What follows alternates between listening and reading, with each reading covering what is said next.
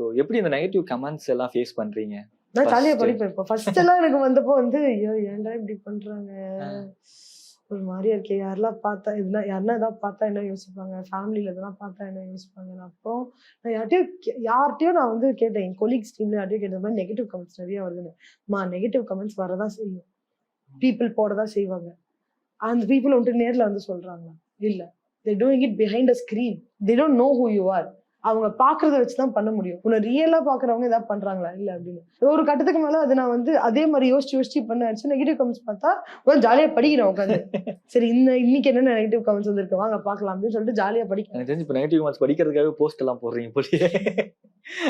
ஏன்னா most of the comments வந்து உங்களுக்கு ஆஃப்ல இருந்துச்சு. மேபி அதெல்லாம் வந்து பார்க்க கூடாது, அதை பார்த்தா இன்னும் நம்மள டிப்ரெஷன் அந்த that was a மாதிரி period that definitely was a period where you need a certain blockage, you need a certain stoppage. ஆனா நம்ம full fledged stop பண்ண முடியாது.